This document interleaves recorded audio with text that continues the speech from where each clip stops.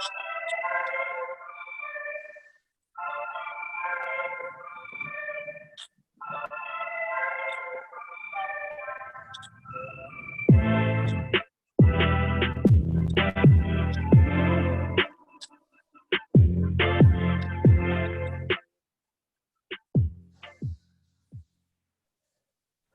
righty, yo. Frankie boy, take it away. Welcome. Inside the Labyrinth podcast.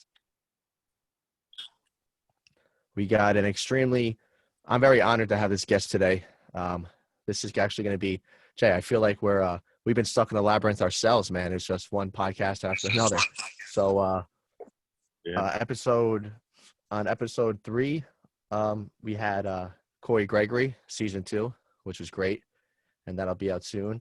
And for episode 4, we got I just can't wait to introduce the guest. But before we introduce this guest, I'm going to kick it to my man, Jay. Jay, how you doing today, man?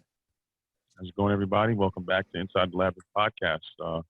Frankie V has pulled another one out the hat. We have a legendary guest. Every time Frankie texts me and tells me that, we get a guest for a new episode, it's like kind of pinch myself because he gets these like illustrious guests. So I'll have Frankie bring them in, but you guys are in for quite a treat today.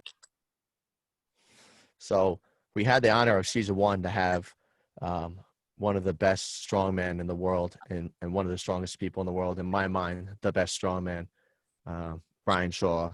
And now in season 2, we have the honor to have one of the greatest powerlifters of all time, in my mind, the best powerlifter of all time. So Ed Coan, what's going on, man? How you doing? Good. How you doing, guys?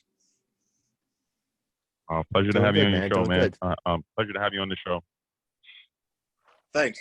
Let's have some fun. Oh yeah, baby. How's the Frank, besides you were before you were destroying my mustache, so we're not going to talk about that. How's the quarantine holding up for you right now, man? What you want to call it. Yeah, let it rip.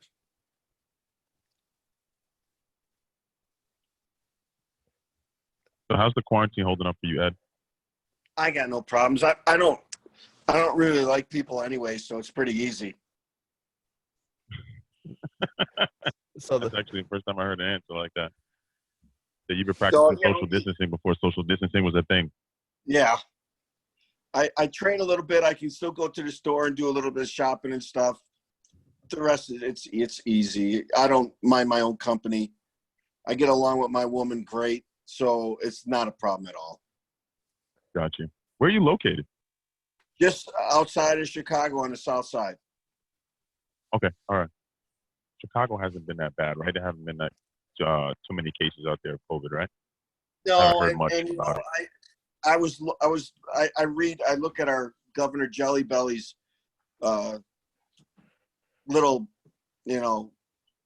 interviews he does every day for the media, and I don't think it's nearly as bad as they say, but you just got to protect the old people and the vulnerable people. So put on a damn mask. It's not hard. That's it. Wear your masks, Lysol, everything.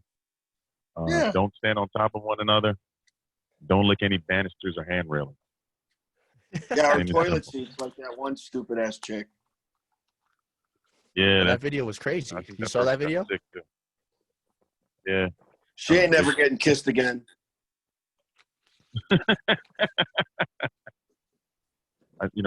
Maybe it's common practice for her, but it's not a social norm. So. Yeah, not in my life. Yeah, exactly. Not Ed's wildest dreams. No. So, all right, Ed, we're going to jump into your labyrinth, man. I'm excited. I'm pumped as shit. Here we go.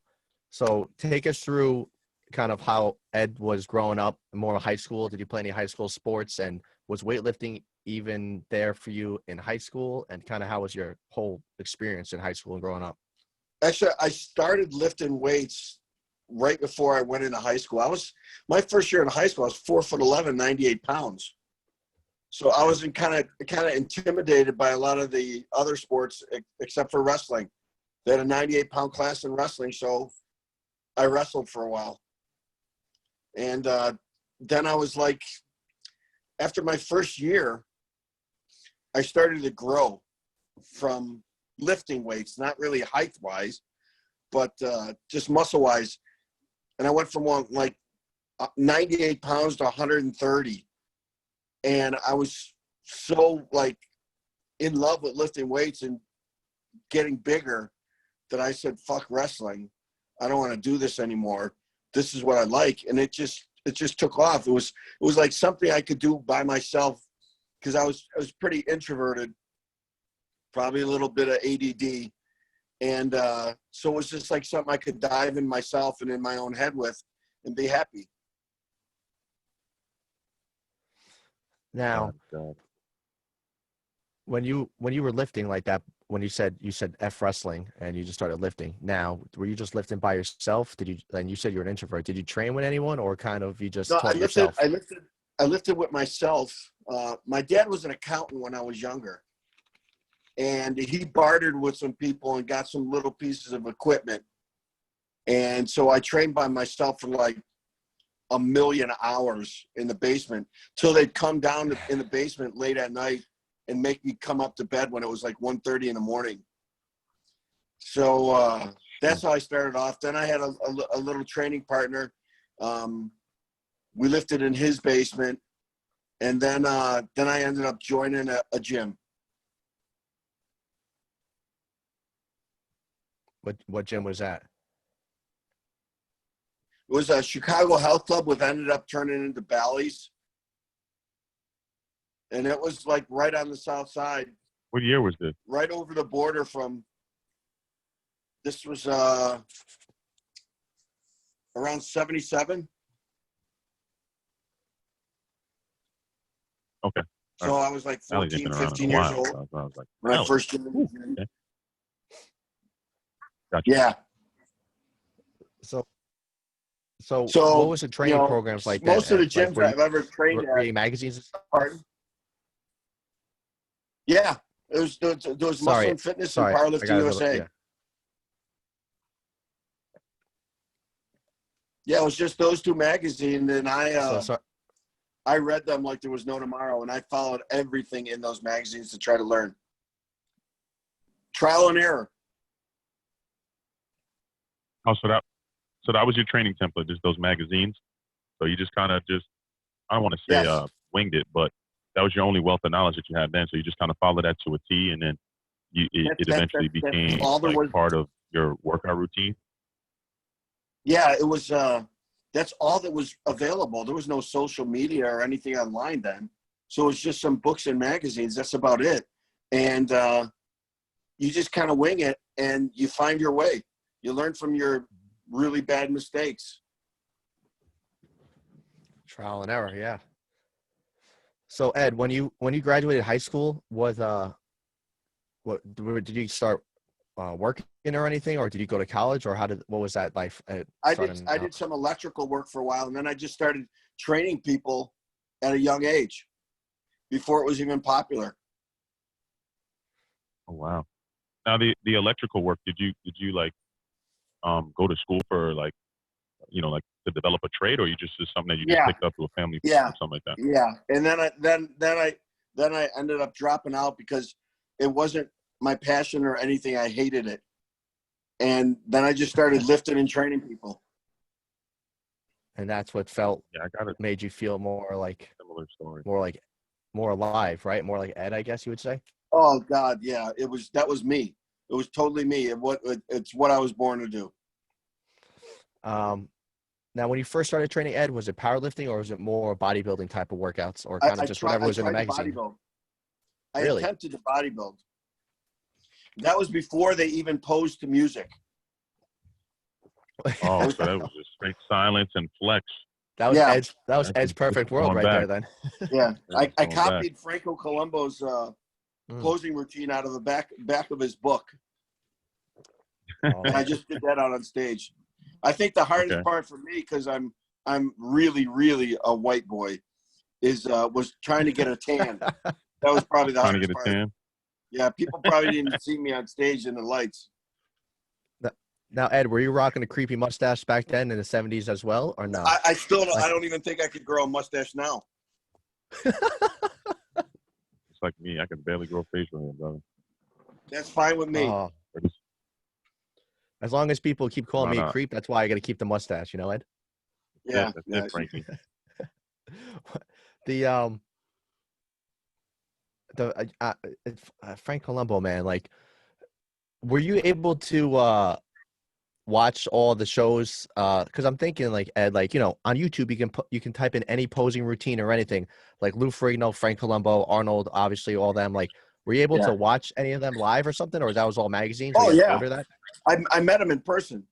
Actually, I Right. met Arnold when he was still kind of big at a big Montgomery Wards or something, or Sears at the time, store in a mall. And I walked up to him because he was hawking his book at the time. And my head was in his chest. And I was like, oh, crap, I can't be Arnold. The next thing, I tried to be Franco because he was short. And I met Yeah. Franco at a sporting goods store once. And I saw him do some deadlifts, like cold with it was like a 310-pound set or something.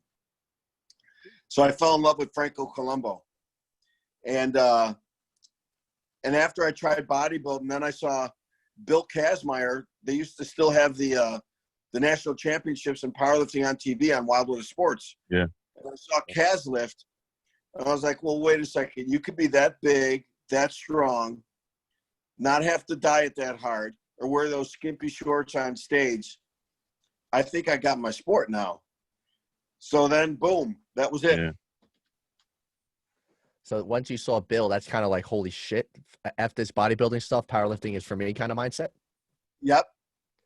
I loved it already.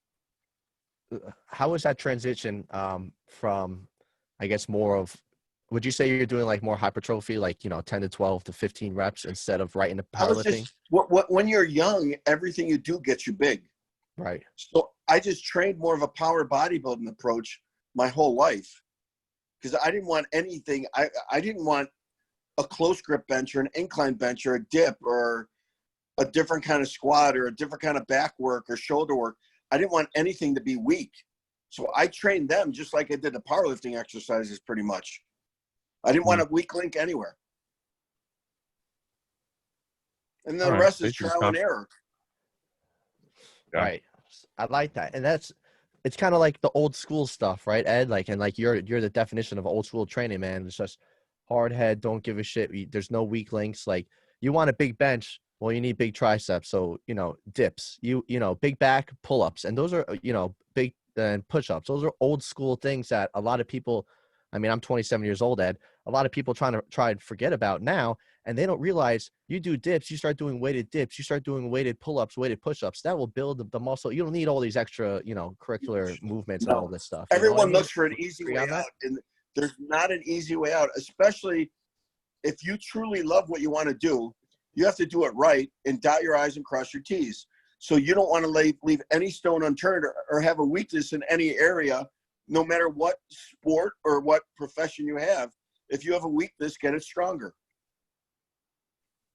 Amen. And what happens is it makes you last a lot longer too.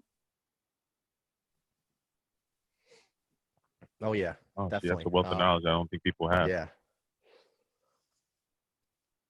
The legendary experience right there, Frankie. Yeah, I love that. I love that, man. That was real good. Now, were you doing like you talk about the powerlifting movements, Ed? Same way you would train your dips and your pull-ups and all that. Were you still doing more of like power sets with weight, or you kind of just said, whatever I feel that day, that's what I'm doing? No, I had a set routine that I wrote down before I started, like X amount of weeks, 8, 10, 12 weeks. I'd have every single set, rep, exercise, and weight figured out beforehand to get me from point A to point B, and I wouldn't vary from that at all. So you're talking months before, and you're not changing that direction at all on that car. You're following that map. I learned that if I change something on a week, if I feel good, it changes the outcome, and then all of a sudden the routine is completely different. I could peak out too early or get hurt. And that's not where I wanted to go. So I figured out early that if I did like 4 or 5 training cycles in a year and got a little better at every single exercise, by the end of 1 year, I was a big, strong anti-fragile package. Oh, so Point you eight. were very meticulous with your training. Now, when you were coming up with these percentages or these numbers, did you go off of like feel? Because I know like at the beginning of a training cycle, you feel one way, and then towards the middle or the end, that kind of changes. So Yeah. did you So set everything up? yeah, I would base it on what I did beforehand and what I knew. So if I squatted 500 pounds the last training cycle, and I knew that I could go up to 525, I would set up all the training to match that for the end result. So I knew exactly how many, what I would do on sets of 10, how many weeks, sets of 8, sets of 5, triples, doubles. I knew everything along the way because it was all set up.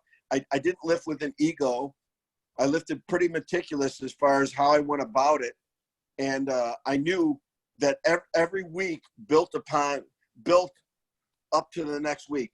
Everything I did was always doable in my mind to where all of a sudden, by the end, all of a sudden I'm 50 pounds ahead of where I started based on the fact that I laid down this huge base.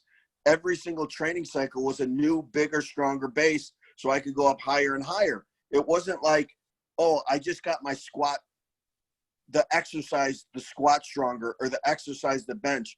No, I got my pause squat, my high bar close stand squat.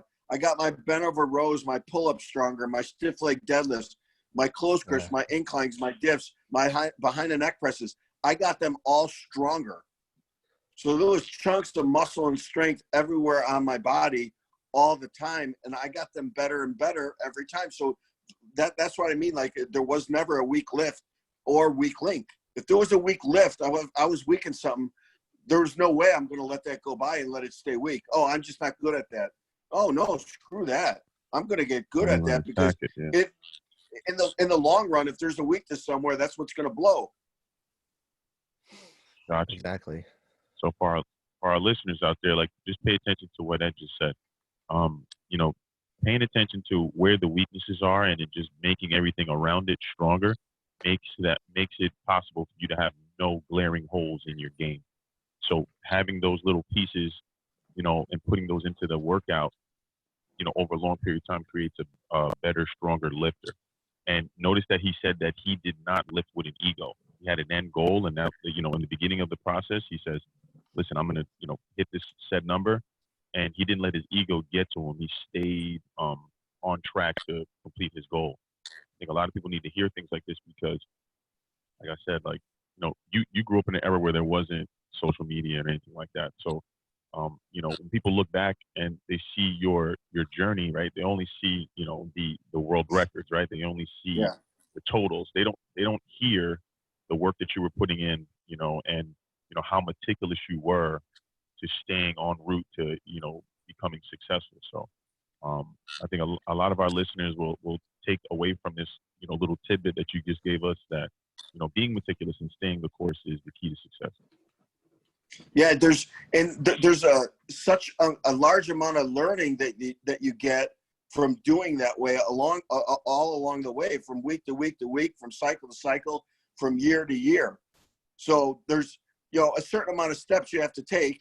You can't read chapter 1 and then jump to chapter 8 and expect to know what the hell went on and be able to predict, the end of the book or a mystery or whatever the hell it is. Just like you can't jump from freshman year to senior year in high school. There's certain steps and a certain amount of learning that you have to do to get to that point. 1,000%. I agree with that. I mean, I have no qualms about that. I think a lot of people try to cheat the process. There is no cheating the process. You got to go 1, 2, 3, not 1, 5, 8. You know what I mean? It's just, you got to, knock down the ducks in a row to get to where you need to be. Yeah. Like, I have a quote out. I used to say that, I never set out to be the best or to lift a certain amount of weight. But what I did was I got better 4 or 5 times a year in training cycles. And if you get a little bit better a whole bunch of times, you end up pretty damn good. Yeah. I only tried to be as good as I could get. That was my satisfaction. I didn't really look at anyone else. It was just, what could I do? What could I get up to? Yeah. That me versus me mentality. Yeah, Yep. you have to, or else you will not make it to the top. I got to ask a question here, man. I don't mean to cut you off, Frankie. No, go But ahead. says your middle name is Ignatius, which Yep. means the fiery one. How'd you get that middle name? Because I could, like, Ignatius definitely fits you. I can see the fire and the passion. You know what I mean? So I got to ask that question. It was my grandfather's name, and Okay. my dad actually went to St. Ignatius High School. Got it. It was That is actually it. like That is it. but it was tough back then. It was like, same with my grandfather. And when you went to high school, then it was run by the Jesuits, was basically, they basically said, convert or we're going to beat the crap out of you. Yeah. That's back when you could do that. My grandfather was a lefty, but they didn't want that, so they tie his They arm made him a behind his righty. back. Yep. That's my brother. That's insane, man. Yeah. Because that name Ignatius is that's one of my, like, it's it's a biblical name, but it's one of my favorite names. Yeah, goodness gracious, St. Ignatius. The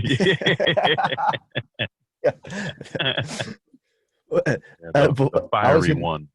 I was gonna say it's fun. It's kind of funny when you're young and you have a different name. Everyone like laughs at it and giggles. Mm-hmm. Then when you get older, you realize that those names are like the coolest names that there are. Yeah, absolutely. You don't realize when you're a kid because like kids are brutal. They're unforgiving. They hear that name, but and they'll just attack it. But when it has such a great meaning behind it, it's like as you get older, you can appreciate it because like where the name is derived from. So yeah. So when I was a kid in school, you had to sign your last name first, then your first name. So it was Coan Ed, and that was at a time when Saturday Night Live you had the Coan heads. So man, my nickname. The Coan head. Oh wow. Yeah, man, Ed, maybe we should bring that back, man, for a little bit. F it. Yeah, about it. Right? That's awesome. Oh man, I feel like I'm talking to I'm a Jet fan, so I feel like I'm talking like the Tom Brady or the Bill Belichick. Are you a Bears fan? Yeah, always have been. I used to have some friends that played on the Bears, and I've met some players along the years. The last one I met was Olin Kreutz not too long ago at a local bar. He was doing a show from there, and he was the nicest guy in the world. Man. He came up to me there when he saw me because he was a big fan of powerlifting. So to me, it's like, know me? That's so cool. Was your head in his chest like it was to Arnold? It was lower. Oh, let's not go there. Yeah, he's a large man, bro. He's a big dude, and he stays in really good shape still. I was gonna say then, it's like I'm talking to like the Mike Dicta, that's you right now of powerlifting, and like you said before, like if you're down in the first quarter in a game, right, Ed, you're not gonna jump. All right, what are we gonna do to the fourth quarter? We got to do what we're gonna do right now to get through the first quarter and then to the second quarter. And I feel like, Ed, you hit it on the point before. Like if your training cycle, let's say, was today, and it says 550 for a double on squats, right? You hit the 550 for a double. You're not going to say, you know what? Since next week says 575, maybe for a single or a double, I'm going to do that today. That's not how you work, right? Whatever's on the paper, I'm not going to fucking leave my ego at the door. I'll always put up what actually Mark Bell said about his wife keeps him in line because Mark's a big goofball. And she always puts in after he stops saying something, she goes, then what? Where are you going to go from there? Right. All of a sudden, your training cycle's over, and you miss something. So if you miss something, if it's not because you have a little injury or something outside that affected it, you should never ever miss. The only reason you missed is because you went too heavy and veered off your path. So now to get to the end, you're not on the same path anymore. So how do you recover? You can't. You just screwed it all up. So you already peaked mentally and physically. Where do you go? Ed, can you hit that for our listeners about a miss, not only the psychological, but the nervous system when you really stay off the path, how that really can affect a lifter, especially close to competition? There's nothing about the word failure that is any good at the end of a training cycle. If you fail a little bit at the beginning, that's okay because you can recoup and rewrite it because you got enough time. But if you're at the end of something you do, you cannot try to skip a one step in that chain. All of a sudden it breaks and it's over with. Stay the course of what you know, where it's going to get you. You wrote this thing out. Have confidence in the process of knowing. And you know, they always say to stick to the process, stick to the routine, and that goes for everything, not just lifting weights. It goes for every sport or every business. You can't skip a process because it's taking you. It's like boxing. When they see a pattern of a guy, you know, either, you know, ducking to the right or left, or when he drops his hand, you know that you have to do 2 or 3 things to get that set up for him to do it. Now you got him. You won't get that where he drops his hand unless you set it up and do the other steps involved. You won't get that chance to succeed if you fuck it up and don't take your time. I mean, exactly. you guys lift weights, so I mean, even though you don't look like you do. Wait, let me flex for you, Ed. Hold up. Yeah, there, you just solidified that. If I don't even know what I was saying. Yeah, about the process. If you guys want to get to a certain point in your training, or let's say your training is based on looks. Well, if you go balls to the wall every time and go to failure every single time, your body won't recover. If you're a runner and you run too much, all of a sudden you're going to have ankle, knee, back problems, shin splints, stuff like that. You're going to burn out. If all you do at home is study, but you have no practical knowledge whatsoever, you miss a step. You won't know how to do anything. So, you know, that's why the best coaches aren't necessarily always the guys that are the most studious. They're the guys who have been in the trenches and paid attention and observed, and then got a little knowledge from books. That's how I always did it, and it always worked. Exactly. And I was going to say, because I just started doing strongman, Ed, and my best pull 585 at 180. So I've been That's nice. trying to, like, in my mind, man.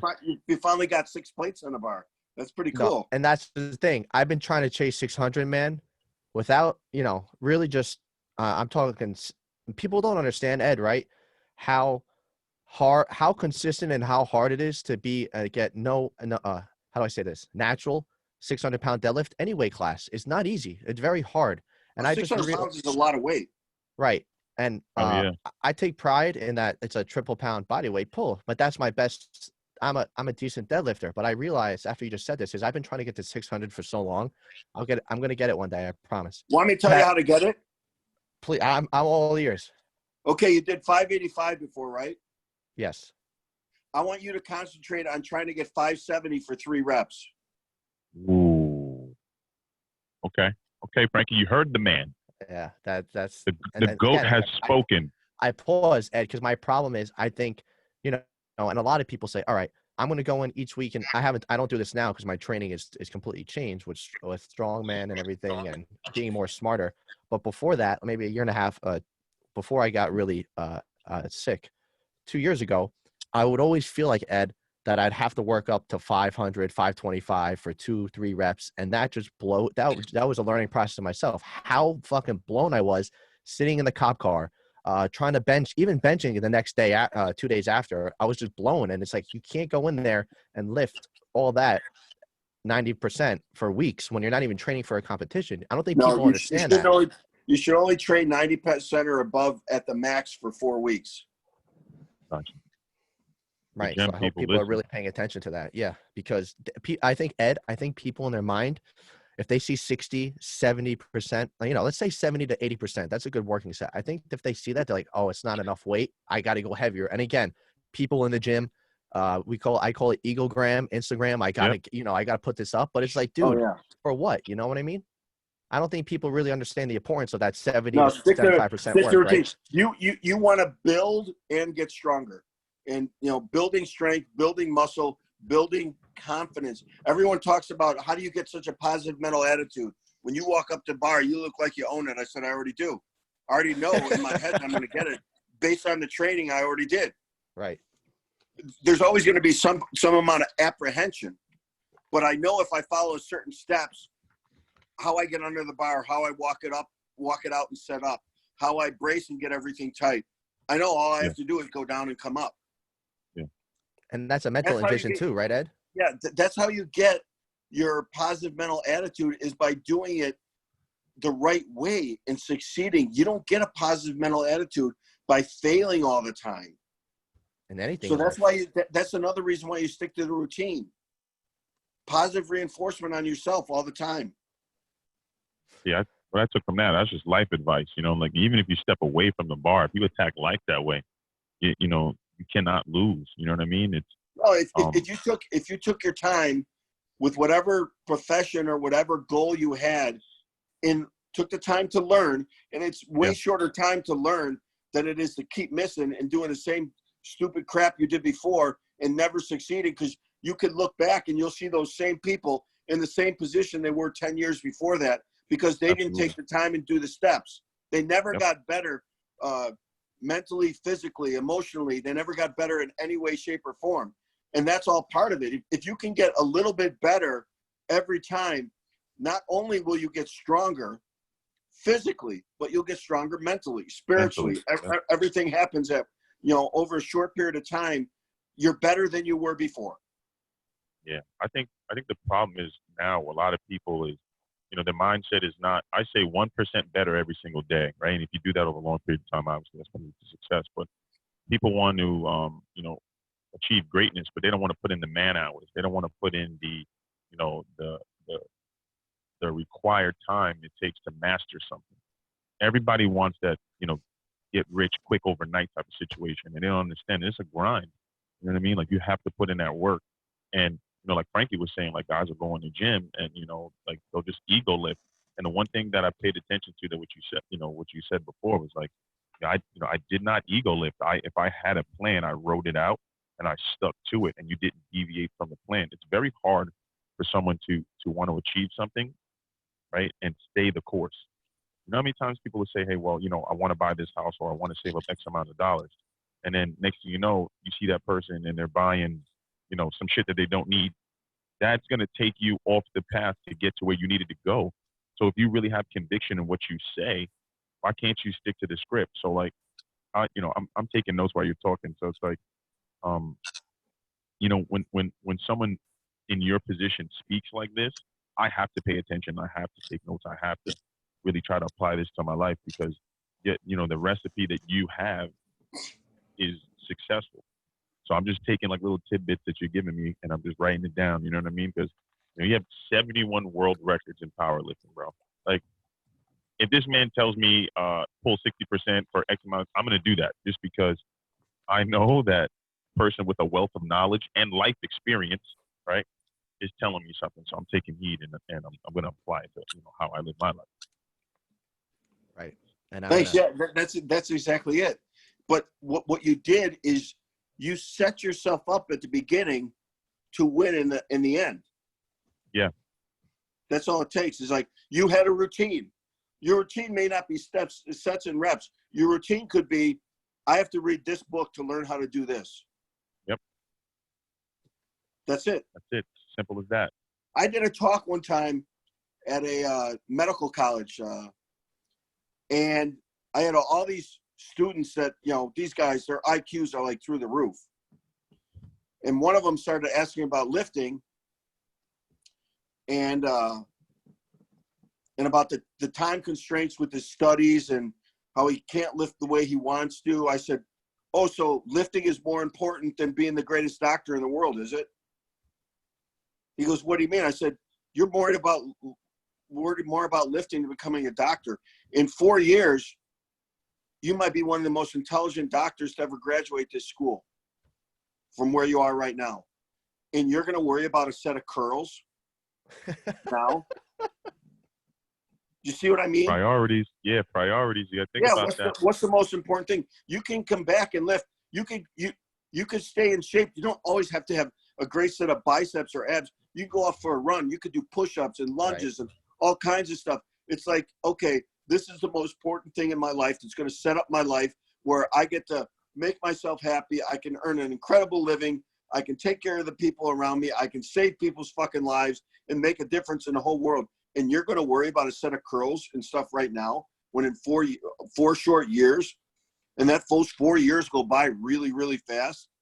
I mean, in 4 years, I mean, that's the time it took you to grow your mustache, right? Longer. I'm 27. It's been taking me 20 years, Ed. It's unbelievable. Yeah, pretty much. Same here. But so you see what I mean? It's like, what is the most 1085. important thing? What is the most important thing?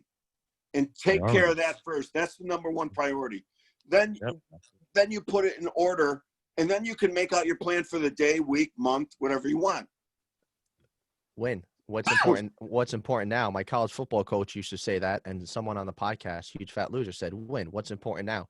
And the funny thing, Ed, you said is those curls, that barbell, and I know you'll agree with this, that barbell's never fucking leaving. It don't give a shit where you're studying, where you're there. It's going to be there in 4, 8, 12 years. That and test, it's weigh that schooling, that schooling might not be there in a blink of an eye, right? It's gone. No, you could lose it that fast. There's so many people that drop out because their priorities change. They don't want to. It's not like, oh, I don't want to. They don't want to go the distance, or it gets hard. You know, every fucking thing that you want to be good at and be the best at. You don't necessarily have to be the best in the world, but you could be the best in your world. The best version and of that's yourself. The most important. That's if I could fulfill everything I set out to do that was meaningful to me, I'm a success. I already won already. Absolutely. Exactly. Be the best version of you, people. Yep. And it's like the GOAT said it. Yeah, the GOAT did say it. I was going to bring it up. Ed, you know Brandon Lilly? You know? Yeah, he was on this podcast, but he actually was one of my coaches for my first strongman show ever back in December. And he's always talking about, make a plan, stick to it, and hurt some feelings. And that's exactly your model. But talking about following a plan, like strictly, in the competition, a 300-pound stone, right, for the 180 weight class. And in my head, Ed, I'm not going to lie, I'll be like, holy fuck, a 300-pound stone. I never even went over 275. I never tried 300. I always wanted to attempt it. Let me just try the 300 before the show, And, I'm like, I can't do it because it's not part of the program. You already lost. You know why? Yep. Why? Because you attempted it. You tried. There's everybody that fails at something say I tried. How many people try to do a diet and fail? All of them. They all say I tried it. No, you just do it. Your intent has to be, I'm going to do this, not I'm going to try this. When you say I'm going to try this, there's always a doubt in your head when you start. If you watch someone lift a little bit of weight, you'll see a little apprehension at the beginning, and then if it moves off the floor, all of a sudden now they're good to go. Well, you already lost it mentally because your intent was just to feel the weight. I'm going to try it, not to rip that fucker off the ground. And that's exactly what. Well, first of all, do or do not. There is no try. Yoda. That's the quote that I love, and you just hit it there. You could be Yoda and Mike Ditka in one. We could try to make a picture of that. That'll be pretty crazy. So I'm sure someone will now. So what I was saying was, I did not attempt that 300-pound stone, right? But in my mind, I kept the urge to. Fucking Brandon had me doing just like 200 to 250-pound stones, right? Sets and reps.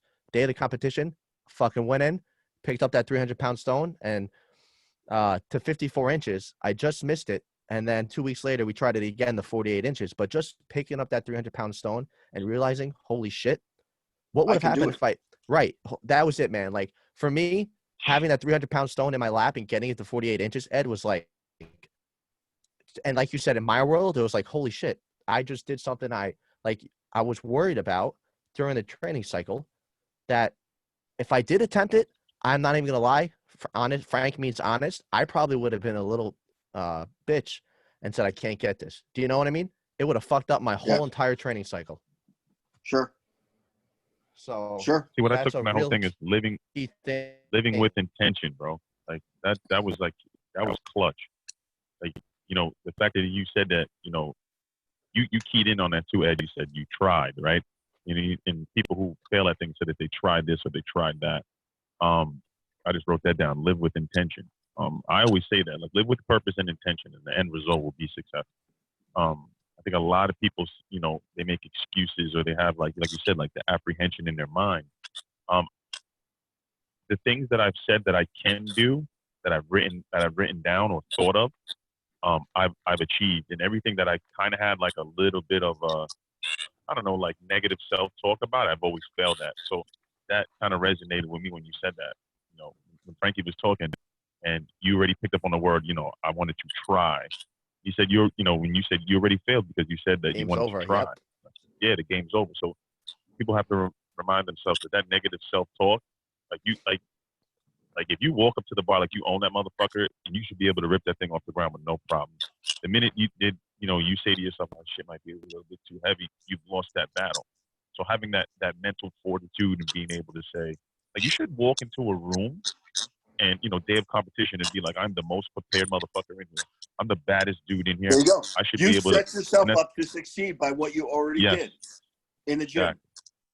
Exactly. Can you imagine like Jay played football too, and I was playing college football. Can you imagine if it's like 4th and 5, and the quarterback is like, "All right, guys, I'm going to do this quick out. I'm going to try to hit this out." Can you imagine what the whole huddle would say right before the 4th and 5? If you do think about it like that, you know what I mean, Ed? They're not very confident then. Yeah. Nope. The whole squad would be like, "What the fuck? What's this court? What? Then why should we even try?" You know what I mean? It could really, it's crazy.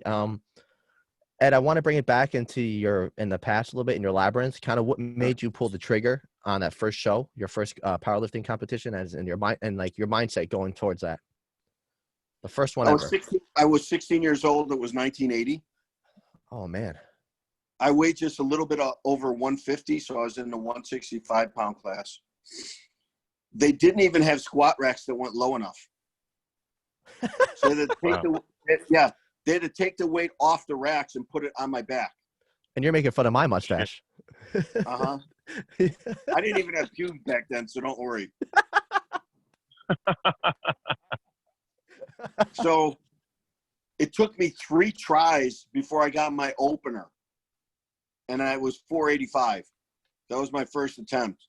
But it took me 3 tries because as screwed up as the rack situation was. And then I bench pressed 295 and pulled 495. Was I capable of more? Man. Sure. But I didn't know anything at the time. And part of that is good because I didn't know anything. I didn't know what to expect. I just went in there and did it. You know, if it was somebody else who missed their opener, then missed their second attempt, usually it's like, oh, shit, I'm done. No, I didn't think anything of it. I knew I could get it. It was just a question of making it right with the setup. And by the 3rd time, I knew how to do it right. And now that's going to bounce off to this question, Ed. A lot of people are worried about, they want to be a certain weight class, and I'm definitely guilty of it. You know, I'll stand, I'll raise my right arm and put it and go on the stand. They want to maximize a certain amount of strength out of weight class. But would you agree that the weight class could be a really mental challenge, and the only way to get stronger is to lift more weights, get stronger, and get bigger? Like that weight class, unless you're very, very competitive, really shouldn't matter. Would you agree on that? Or for especially beginning lifters? Now that would have to do on 2 things. What your value in self-improvement is, and do you need to win a trophy? You don't need a trophy. We already talked about that. You don't need a trophy to be successful for you. Some people value that trophy too much. For the weight class thing, I only went up in weight when I had the diet so far down where it became dangerous with a really low body fat to lift really big weights. Yeah. Then I would decide, okay, I can go up now. I grew into my weight classes. Okay. Yeah, a lot of people get fixated on that. Yeah, it was just a big process. I went up when I knew that it was too dangerous to go back down. It was like time. It's like graduation. Yeah. Gotcha. You're the lightest person to total over 2,400 pounds, correct? Now, especially in those days with that limited amount, with almost no equipment and stuff. Yeah. So how much did you weigh when you broke that 2,400 pound total? I was 218 and a half, and that was with a 2-hour weigh-in, not a 24-hour weigh-in. Oh wow! So walking it out and all that kind of stuff. So it says here that you. Hold on, I got to get this in. So you deadlifted 901 pounds. I was just about to say that, yeah. Actually, I called because I considered myself a power lifter and not a specialist in any one lift. Yeah. I wanted a total 2,400, so I actually called for 898, gave me the 2402 or whatever it was. And they had to weigh out all the world records afterwards and all the plates, and it came out to 901. Yeah, that shit is crazy. It says here you squatted 1,019 pounds. That's my best squat ever. I weighed about Jesus. 234 or something then. Right. Bench 584. Yeah. I know grown men that can't even pull that off the ground, and this guy's benching it. Right. And then the deadlift was 901 pounds. I mean, these are colossal numbers, bro. You know, and some of that stuff was before all the, like, there was no special squat bar back then. There was no special deadlift bar. They were just stiff, short, hard bars. Just basic. Now, that 890, what was it, 898 before the 901? Yeah. Well, Was it actually weighed out to be 901. Right. No, my goal was to do the most I could in the contest. I didn't care. It's just wherever the chips are on that day is what I go by. I kind of throw my training out the window when I go in there. It gives me confidence because I know I got the work in. But my opener was 837, and it was like, I mean, it blew your hair up. It went up so fast. And then the guy who was coaching me at the time, a guy named Doug Furness, who was a fantastic powerlifter himself, he said, "This is what we're going to do. This is what you're capable of right now." So we just calculated, what do I need for 2402? It's not like you're making history in your mind. You're at the time, it's like, I just want to do whatever I can. I want to make whatever I'm capable of that day. Yeah, yeah. And that went up pretty darn easy. I tried another 20-something pounds more, but it was anticlimactic. So my brain was shot when I went up there. Gotcha. Yeah, that is, just laughing at how crazy that is. It is unbelievable because people really need to understand how. But what year was that, Ed? Was that like early 90s? 91. Yeah, I wasn't even born yet, dude. I was born in 92. Well, yeah. Yeah, he was still swimming around his daddy's nutsack. Yeah. And you were pulling hella weight. Crazy. Yeah, the mindset of that, Ed, but like, let's say 2-3 weeks out before that comp, did you ever think in your mind like 900? Did you ever think of that, man, or was that just the day of the show, like before the attempt? My last heavy deadlift 2 weeks out, I doubled that in training. Wow. Doubled. Oh, you doubled 900? Yeah. Huh. So that was you. It was game over once you said the 898. You already knew it. Yeah, as long as I was recovered and my weight was on, and you know, I have someone handling me that I can trust. So all my him and another guy named Marty Gallagher, who's a famous writer.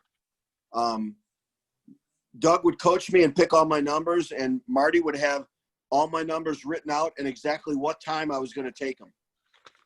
So I was prepared all the time. It's awesome. Preparation is key, people. Yeah. It's like Beethoven, right? Synchronicity. It's just everything is smooth and everything is just jamming together. Yeah. Who's in your team? The greatest teams in the history of the world. I mean, you just watched the documentary on Michael Jordan and all that stuff. Yeah, right. The Last Dance. Yeah. And you see that the team he had behind him that set him up to be able to be the greatest. Yeah. All those players had a key role. Rodman rebounded. He got the ball back to them. Scotty and Michael and Paxton flipping off to each other, knowing who's on and who's not, and when the pass. And like, you know, you always think of Michael or Magic Johnson, the way he passed and set people up. You're part of a team. You got to have good members on your team, and I had good members on my team that looked out for my best interest. You believed in them too, so it's all another process too. And that's amazing. Having the belief that these guys are keeping you in a better mindset, you know. Yeah. Ed just said, like, on his team, even though powerlifting is you, he still had a team around him to help him, I would say, right, Ed? Help you kind of get to where you're at. My team that day, I'm only lifting on a platform. I'm the end result. They're doing all the setup work and stuff like that. So I'm actually working for them. When they say do this, okay, Gotcha. it's done already. If you had Thor or Brian Shaw or Martin or somebody or Kaz next to you when you were going to try that 300-pound stone and got in your ear, what would you do? Right. You do it twice. Yep. I was gonna say, you're doing it for a double, or you're gonna do it again and go right back into it. Yep. Because you had confidence in what they said. If they said, "I know you could do this. I saw what you did in training," or you told me what you did in training, you could do this. All of a sudden, you'd be like, "I can do this, no problem." Absolutely. So you don't have that little negative thought in your head. It's like if you were with me in person and I'm like, Ed, I'm pulling 570 for a single. Like you told me, you got to hit it for work up to a triple to get it one day, which would be a huge PR for me. And I start lifting up to 570 and I'm not even locked out yet. And you're like, Frank, double right now. Yeah. That's just how it is. That's the confidence right there coming from the best of the best, the Mike Ditka of powerlifting. So I'm damn, today is definitely a good I'd one. rather be for called the everything. Michael Jordan of powerlifting than a Mike Ditka of powerlifting. Ooh, see, Frankie? He is the GOAT, bro. I could agree with that one. The MJ. On the So now MJ of powerlifting, bro. So now, Ed, now you want a picture of you and merged with Yoda, Mike Ditka, and Michael Jordan? Someone's gonna have to figure this out. I'll be a tall Yoda that yells a lot. Speaking of Yoda, I had the honor and opportunity to actually go to Westside in January. When you were training, were you a big band and chains guy and stuff like that? No, or were you more they raw? weren't even invented, most of it back then when I was at my best. Was that more of the early 90s, mid 90s? Yeah. I mean, I knew Louis before he was, Louis Westside. Right. Louis is always a very, very nice guy. Louis would do anything for the guys that trained at his gym, no matter what it was. And he did. There's probably 1,000 stories that you haven't heard of him taking care of people that you have of all the other crazy shit. Yeah, no. And I definitely have heard and see that. An example, if Louis said, if you're squatting and Louis says, do another rep right now, like you said, you're going to do another fucking rep. You're not even going to think about it because that confidence is going to be so high. Yeah, a lot of times you either you can hold yourself back or you can go too hard. It's one or the other. That's why the value of the routine. Louis actually, when he came out with the Westside Principles, and I never did those because what I was doing worked. There's Worked a lot for of you, different right? programs that can work. It's how you approach the bar, how you approach the numbers you pick are the most important, and then your technique and the other exercises involved. It's hard, but it's not as hard as you think if you take your time. You just got to put in some hours of the day writing shit out, and then throwing it out, then writing shit out, then throwing it out, and then writing shit out and throwing it out again until you start getting the right formula for yourself. And then you do that training cycle that you made up, and maybe you do it once and you fuck some things up, but then you have notes on what you did wrong. Now, after that 10 or 12 weeks, you might have a formula that's closest to what you could possibly do almost the rest of your life that works. And I'm glad you said that because you know how many people I know too? They're doing something that worked for them, but they're like, let me go ahead and try something else. And then they go to it and it's not even close. And then they get all upset and everything like that. And it's perfect. You said you were doing your own program that worked for you for years, obviously, to be the best of the best. Why would I merge and try something else that's maybe working for other people that's it's working for me? It's like you just said before, Michael Jordan, he's doing his own thing. Why would he try to mirror Magic Johnson's game? You know what I mean? Yeah. So, if you can only be who you are. If you're making progress in one of your lifts, like your deadlift, and I come in the gym and I'm the expert and I make you change, actually that makes me an asshole. Because if you see someone that's making progress, let them keep making progress. They may have discovered something personally for themselves that makes them improve. You should then watch what they do and learn. I'm always a beginner. I think that's what they say about some martial arts guy always said, that I'm always a beginner. So every time, I can get you better, but then what I want to make you do is I'm not always going to make up a routine for people. I'm going to watch videos and make corrections but I want to lead you so you can learn and be the best you can be. I don't want you to be me, because I can't make you into me. Yeah. I can make you in a better version of yourself, but then there's a process where you have to learn, and all of a sudden you start discovering more stuff about yourself. And now you got a personal, individualized routine for yourself that you created based on stuff that I helped you with. Gem. That's it right there. That is a gem. Ed, I always like to ask this question, especially to top lifters, and people think they can kind of balance it both out. I don't know. Just want to see your opinion on it with alcohol and training, and kind of how did alcohol in your life, if it was ever an issue for you, or did you ever even pick it up during training cycle, or really your mentality on drinking, and especially while you're training? I was a lightweight anyways. When I was young, I would be more the guy that would buy everyone rounds so I could document it for posterity, the stupid shit that they did afterwards. But no, I didn't like being out of control.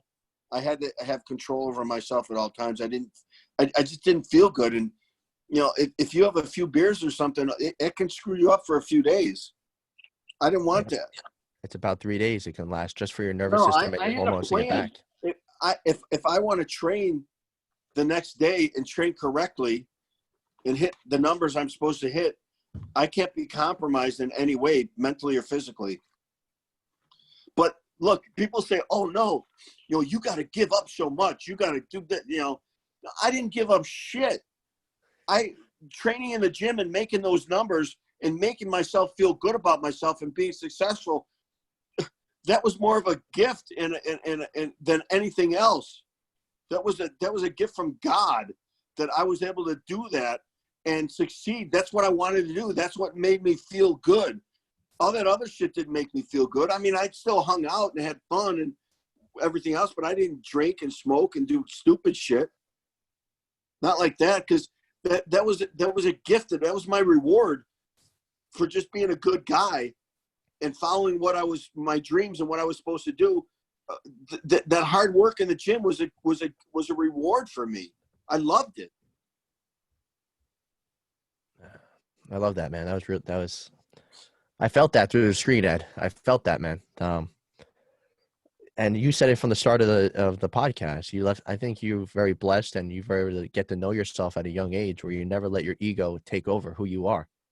No, and I really commend you for that, man. You know, that me being with a little bit of ADD and really introverted actually turned into a blessing more than anything. I would agree on that. I definitely would. Look where you are. Look at all the people you've helped, man, and you've definitely, and Jay can probably second this too. If you've helped me more than you would ever know today, just from listening to you, man. So I appreciate that. Oh, you're very welcome. But when I teach, I learn at the same time, so I get stuff back.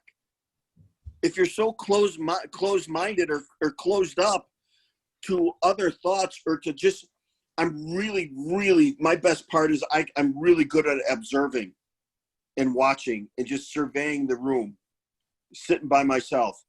Then I start learning the most. So when I help people, I start learning how to help people more in different ways. You know, I can talk to you in a certain way, and then I have to talk to your buddy in a different way to be able to get through to him. Yeah. But I will get through.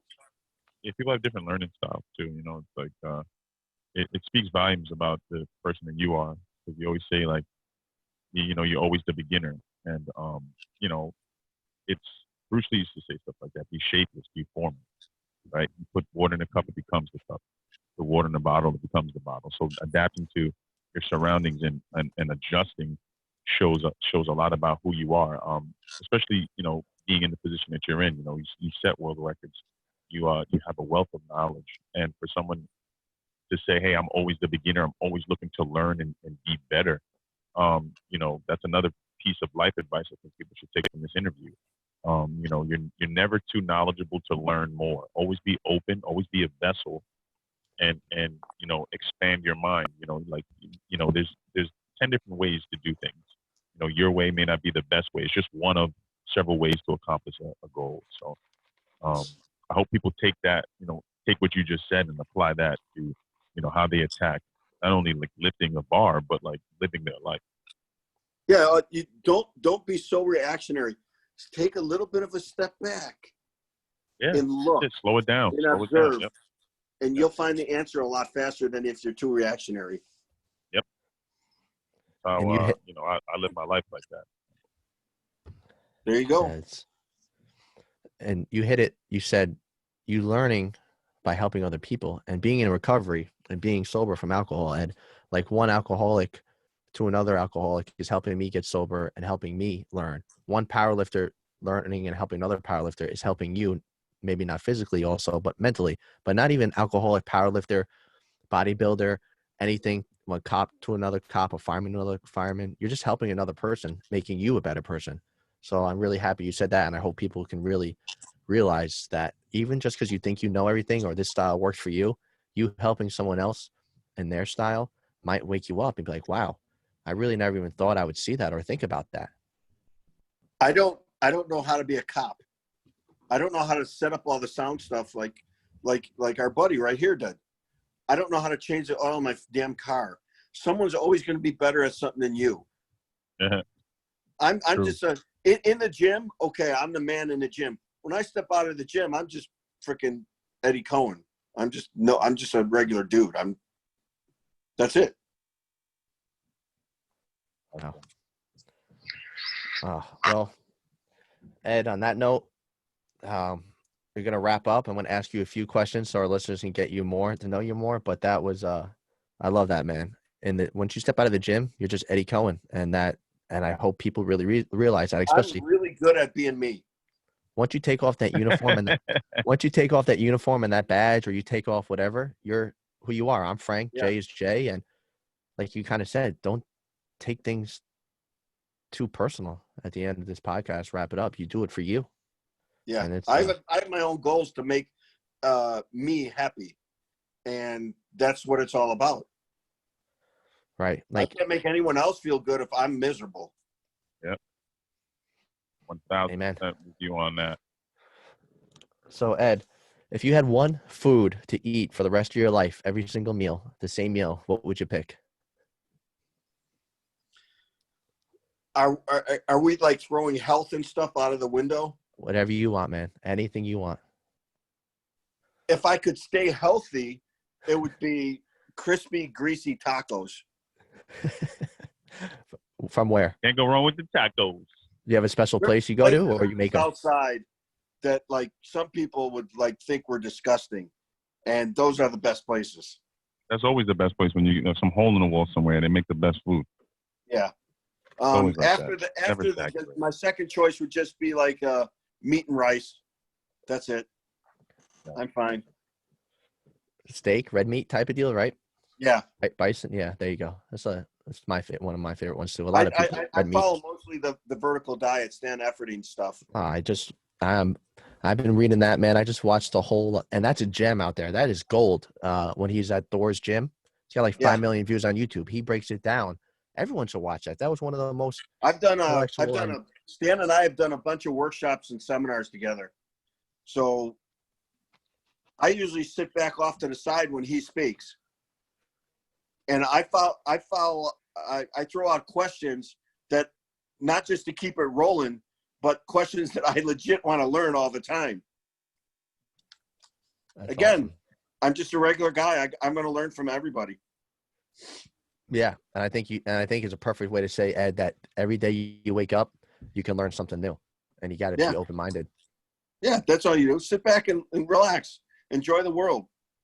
Yeah, especially these days now, because you never know. Blink of an eye, man. Your life is different. Oh, God, too fast. Favorite movie, Ed, or if you have a few? It would be more comedy related.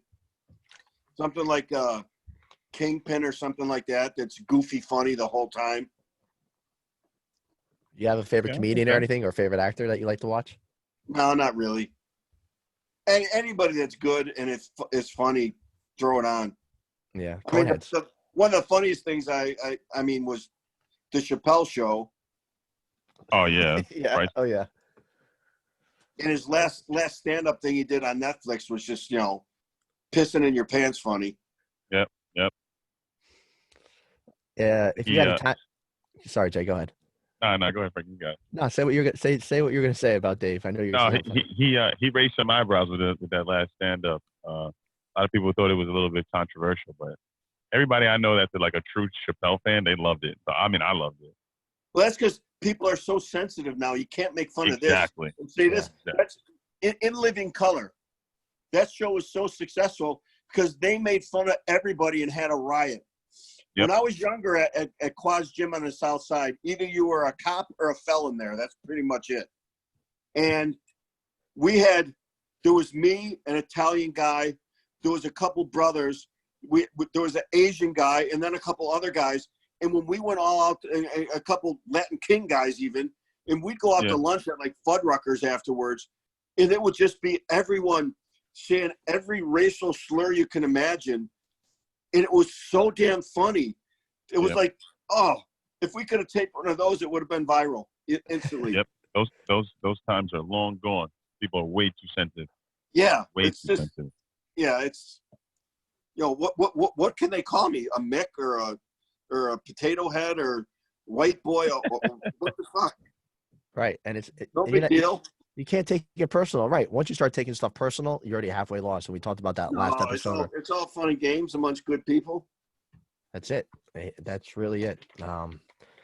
Time machine, Ed. If you came to New York, said, Ed, look at this, man. I got a time machine. Hop in. Anywhere you go, you hit the buttons, boop, boop, boop, and you can go anywhere. If I came to New York, I'd definitely change that shitty pizza you guys got.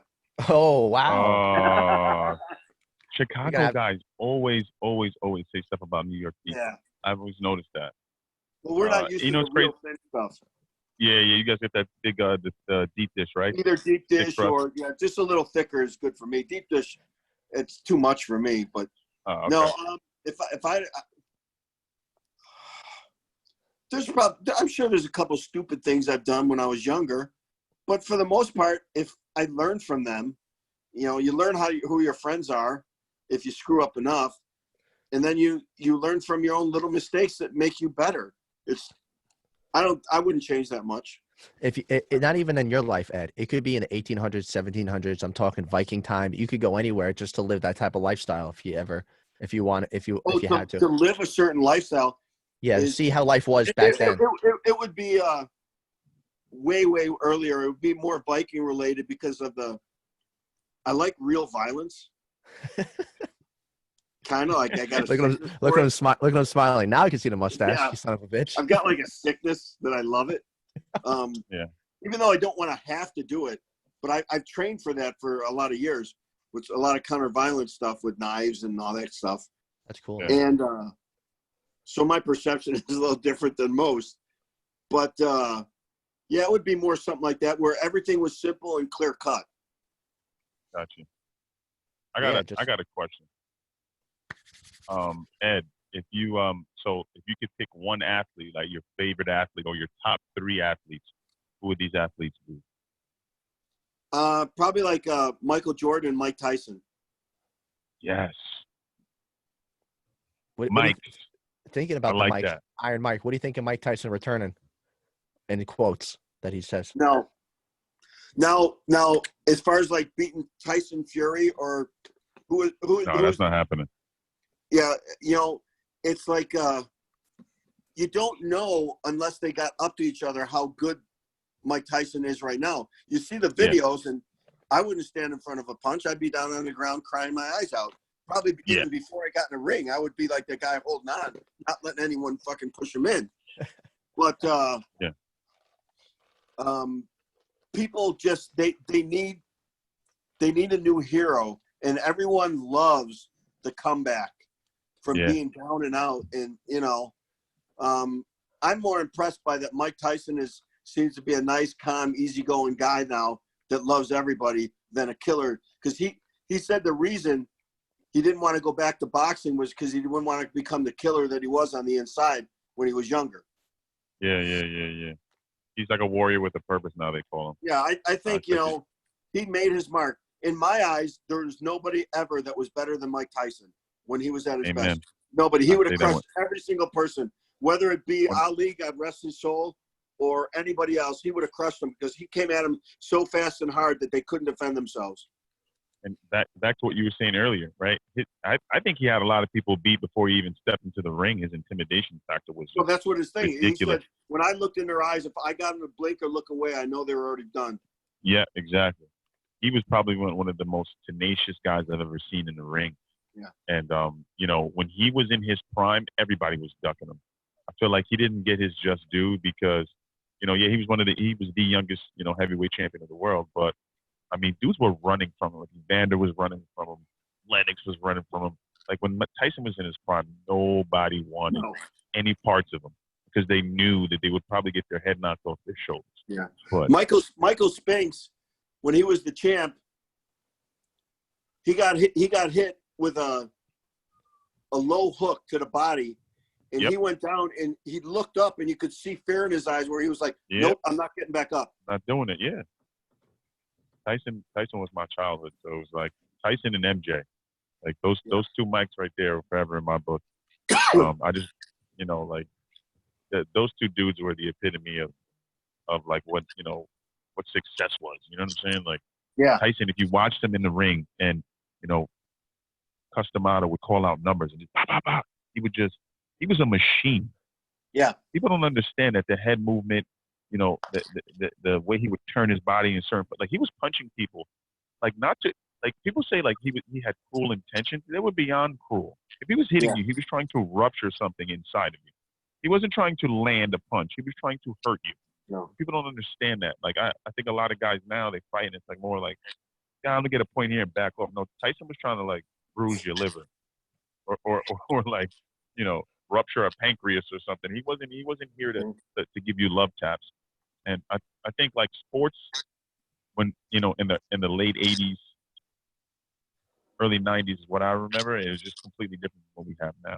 So I just wanted to it was what they call in a lot of martial arts stuff and self-defense is violence of action. I want to end this as soon as possible in the easiest way possible. Boom, boom, boom, done. It's over. Yep.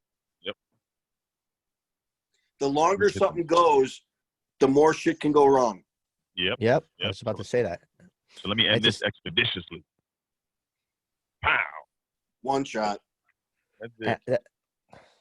And Ed, you said that right there. That's the same thing with policing, man. The longer you take someone to get in cuffs or kind of lily-dally and you know, think it's a joke or whatever, you don't know what the hell can happen. So No. I'm glad you said that, man.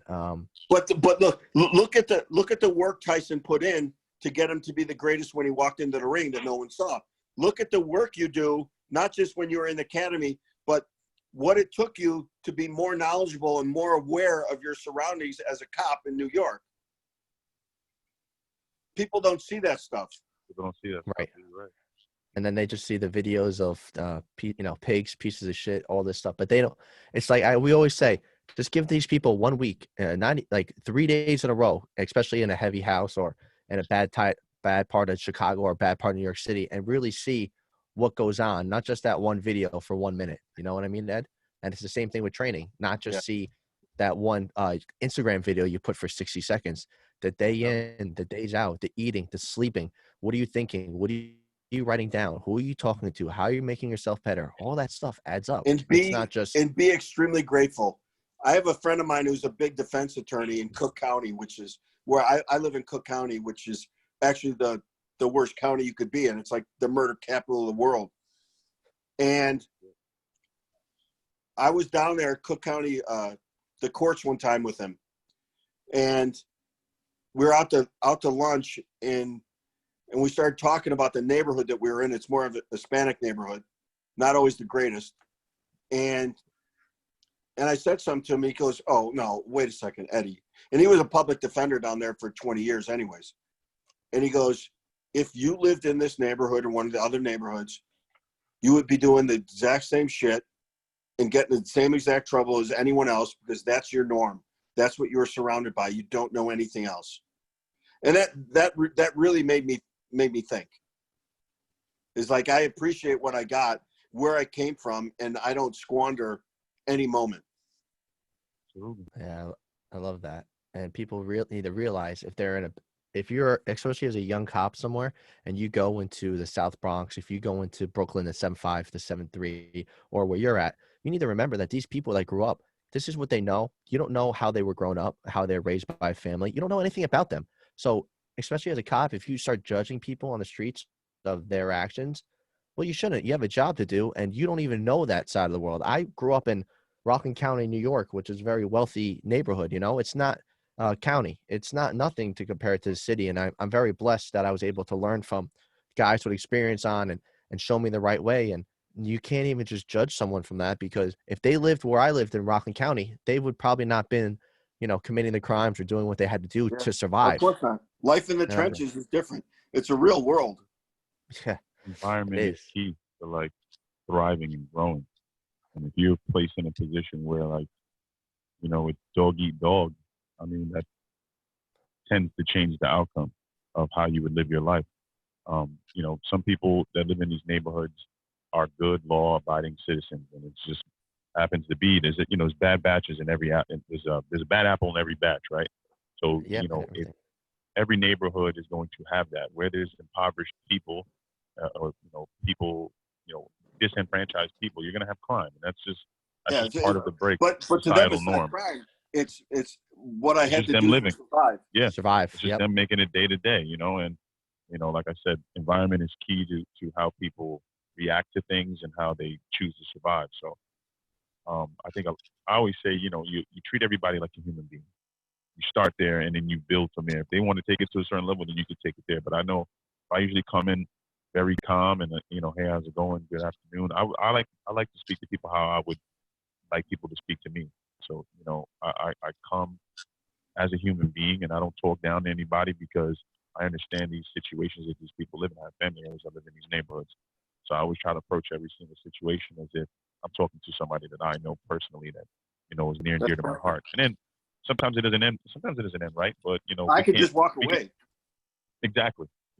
So That's I have to just try to be as level-headed as possible. And Jay's a great example of that. It's like, if Ed, you get into a fight in the street, you don't want to be the cop that gets over. You're screaming and yelling, and I walk up, I'm like, hey, asshole, stand over there. I'm not talking to you. It's like, what's going on, man?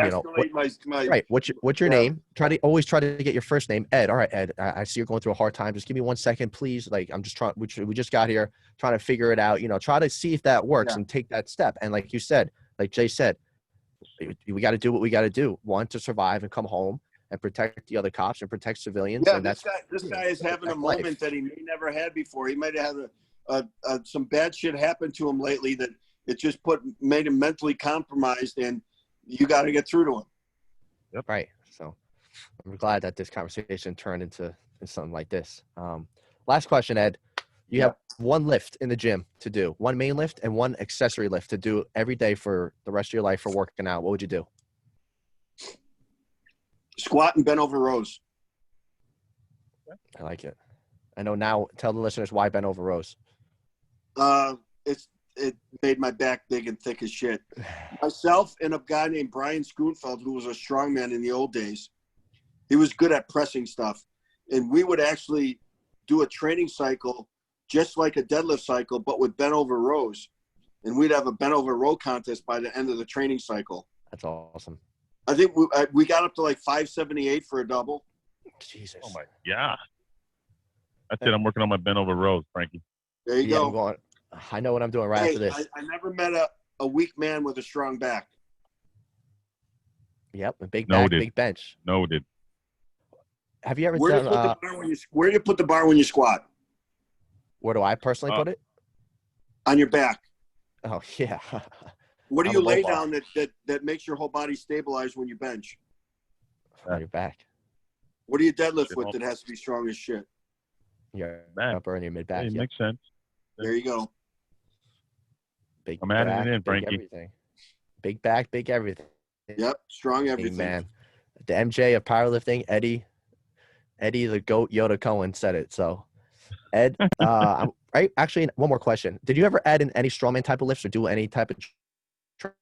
No, I mean, obviously, I was good at grip stuff. Really I've got huge hands. I could still do a 3-finger palm on a basketball.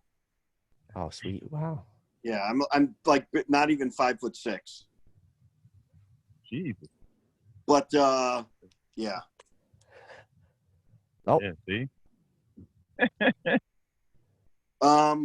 No, I never did. You know, I realized that powerlifting was my sport. And actually, Terry Todd, who used to run, he just passed away a year or so ago.